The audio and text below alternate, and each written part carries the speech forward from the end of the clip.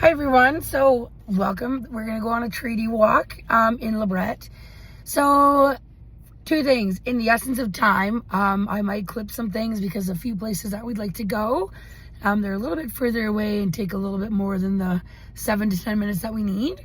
And then also our first location is not in town, it's outside of it. So if it looks like it's spliced, it is all done on the same day at the same time. Just wanting to make you aware of that. So this right here is on your way into town if you're heading eastbound on Highway 35. I believe that's the highway we're on. This is what used to be the entrance to the residential school here in Lebret. The Copal St. Paul White Calf Residential School.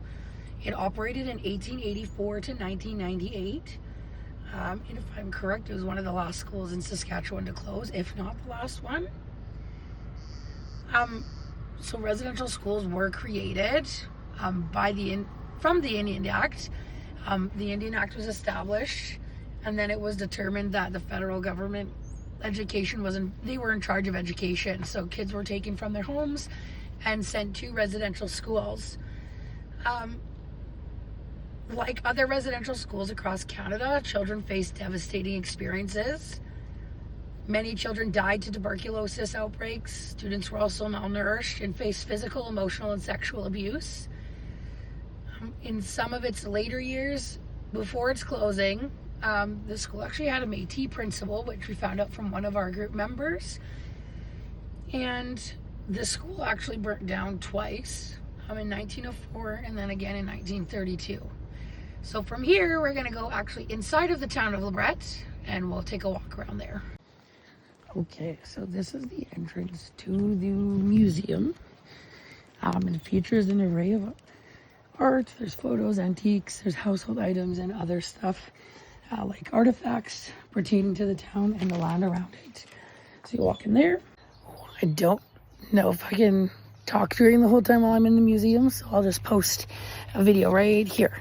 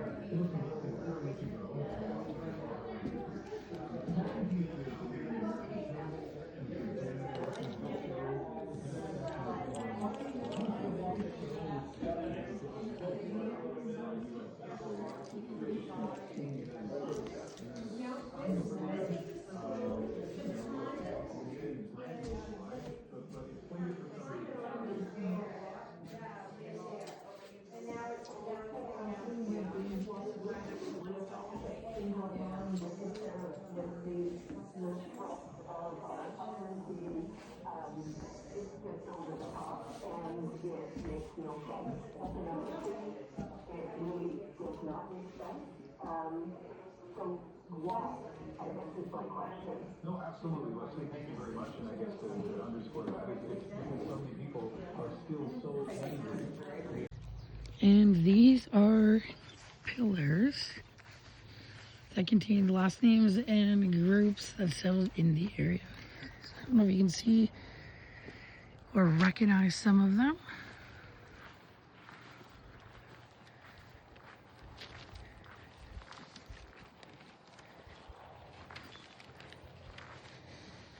And each side of them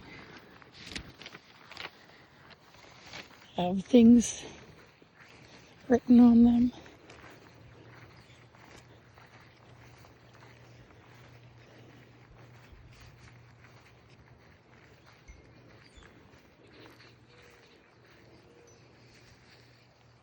It's just outside of the museum. If you can see there, from the museum, there's the cemetery across the street. And why this is significant is because right here, zoom in a little, right there once used to be a statue. There was a long-standing statue of a residential school priest. Requests to remove it had been made previously, but after the discovery of all the anomalies in relation to residential schools across Canada, the calls to remove the statue were finally successful. And so, it is no longer there. And I'll insert a photo of it as well.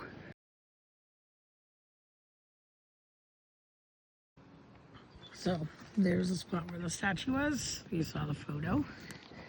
From there, here's the church. So it's a Roman Catholic church. The church was originally established in 1864. A Catholic mission formally established it. A Catholic mission, was formally established in 1866. One of the earliest missions in Saskatchewan. Bishop Tosh chose the site for the mission, and it later became the village of Lebret. The church also helped establish residential schools. It became the main Catholic center for Métis and Indigenous people in southern Saskatchewan. Prior to the current building, there was actually a log church, but that burnt down.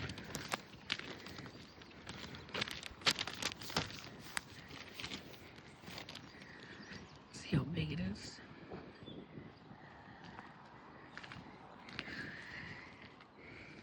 So this church was actually the current one that you see. It's built in 1925. And we have a second one on the hill, which we can take a look at as well. Okay, so it's a very small church up there. But on the way up, leading the way, there's 14 crosses, which are the 14 stations of cross procession to the top. It's supposed to symbolize the arduous journey of Jesus to the site of crucifixion at Calvary. See that there? So from here, if we turn back around, there's the church in town. So in 2021, 2,000 plus anomalies were found near the school using ground penetrating radar. A child's jawbone, ages 4 to 6, they determined, was found by a security guard. Images of the bone fragment are publicly shown at the White Calf Gymnasium. And as well, on the steps of the church, when the anomalies were found, individuals left a bunch of the orange shirts that were there. There were red handprints there, just in memory of what had happened.